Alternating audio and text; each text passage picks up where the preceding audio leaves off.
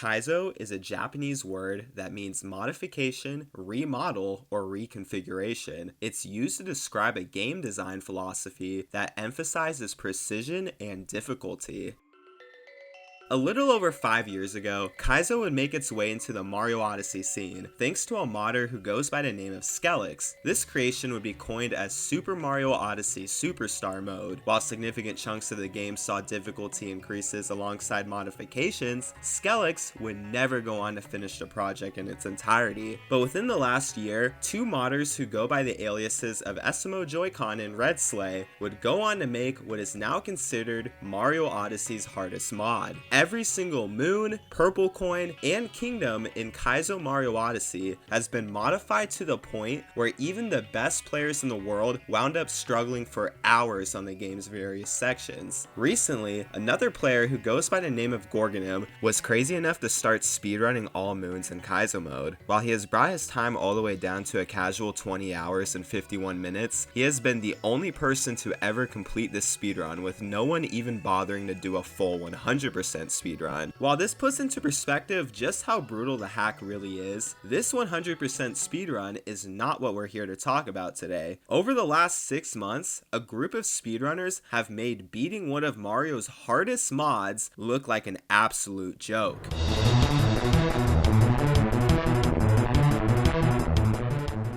The rules for this hack speedrun are the exact same as they are in the base game. Timing starts on file select and it ends when you exit out of this pylon in Moon Kingdom. So without further ado, let's take a quick dive into what this speedrun looked like upon release before we take an even deeper dive into how it evolved to be what it is today. The first ever speedrun of this game was actually pretty good. This is because Essimo Joy-Con, one of the authors of the mod, was the first to do a speedrun, and he would complete the game in 4 hours. But within the following week, a speedrunner who goes by the name of Zach207 would work with other community members to find the most optimal routes, movement, and strategies. By the end of that same week, Zach would do his first run, shaving off 2.5 hours and eventually bringing his time all the way down to a 1:28:01.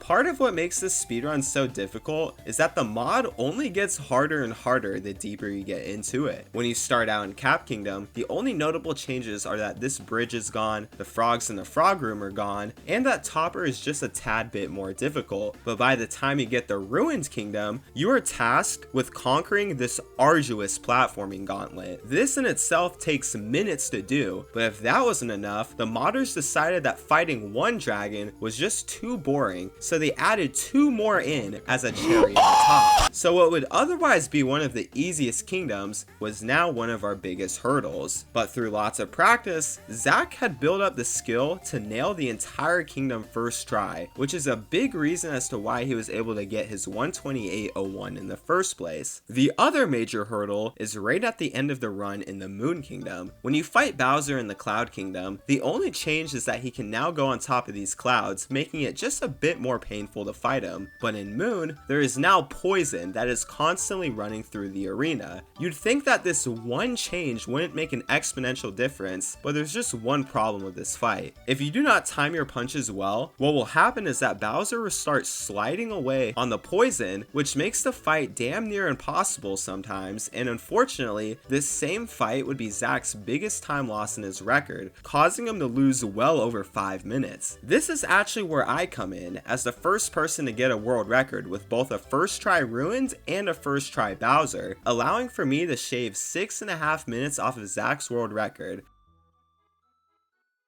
The 2 hardest kingdoms had now been conquered, which means that it was time to conquer the other 12. As I already mentioned, Cap is relatively similar to this speedrun in the base game, with the exception of a few minor tweaks. Cascade is also relatively similar to the base game, and in fact, it is arguably easier because once you fight Madame Brood, all you have to do is get both this moon alongside this timer challenge moon. This does mean that you still have to do this precise trick at the beginning of the kingdom, but other than that, there's There's not too much of a difficulty increase as far as the first two kingdoms are concerned, but once we get to the Sand Kingdom, we reach the point of no return. In this kingdom alone, there are 3 tricks that you have to pull off. The first is DSTA, otherwise known as Daylight Savings Time Abuse. If you set your clock to 1:53 a.m. on Daylight Savings before starting the run, you put yourself in a position in which it'll be 1:59 a.m. by the time you reach sand. So if you plant this seed during that time slot, what will happen is that the seed will grow instantaneously as the clock will jump from 1:59 a.m. all the way to 3 a.m. The second trick involves an out of bounds trick that is known as the moon clip. If you do a backflip and then time a cap throw right before you collect this moon, you are able to clip straight out of bounds, allowing for a few seconds of time save. Finally, there's platform clip, which is a trick we use to collect these 2 moons.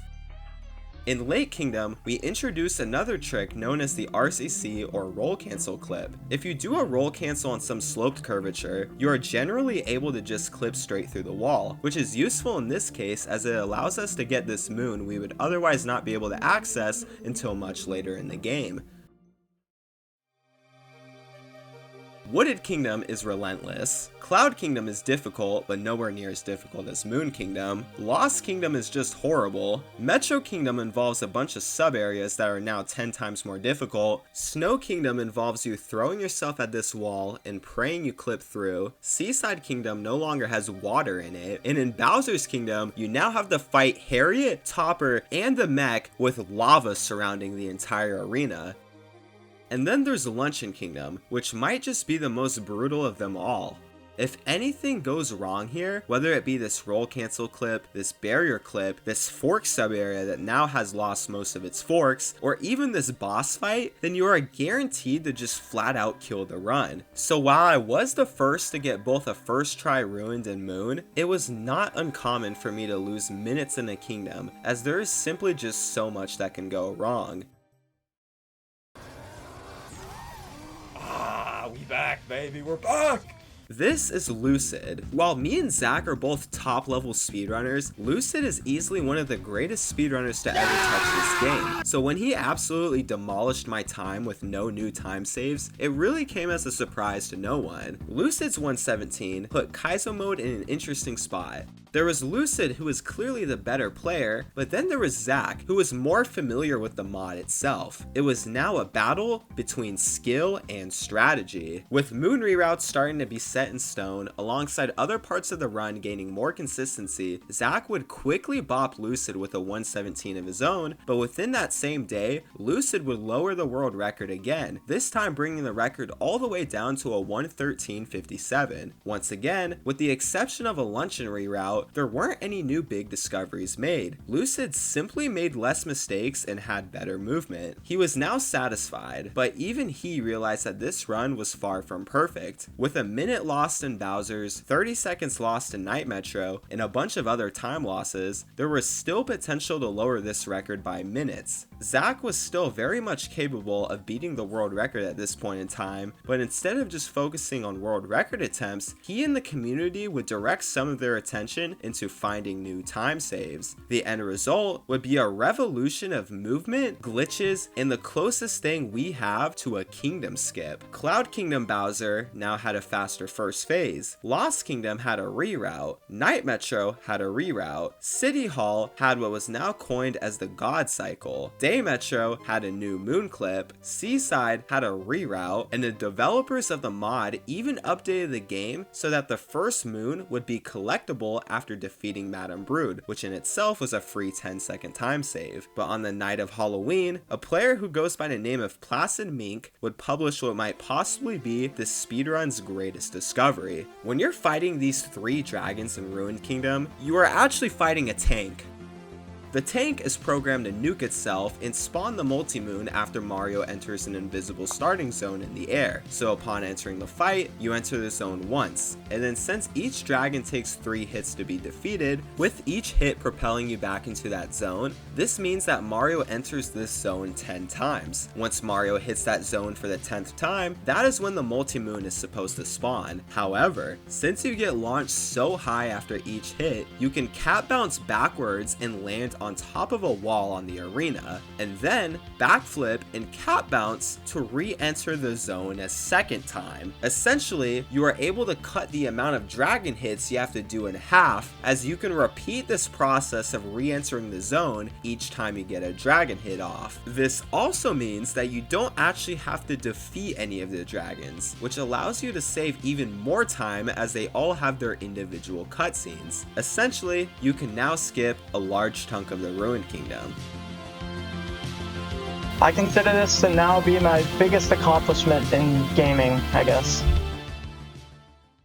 Now this 1:12:31 by Zach is where the video was supposed to end, but then something ended up happening. Before I started editing this video, I asked both Zach and Lucid to record some footage for me. A few days later, Lucid tells me that he's going to record the footage, and a couple of hours later, he sends me this screenshot.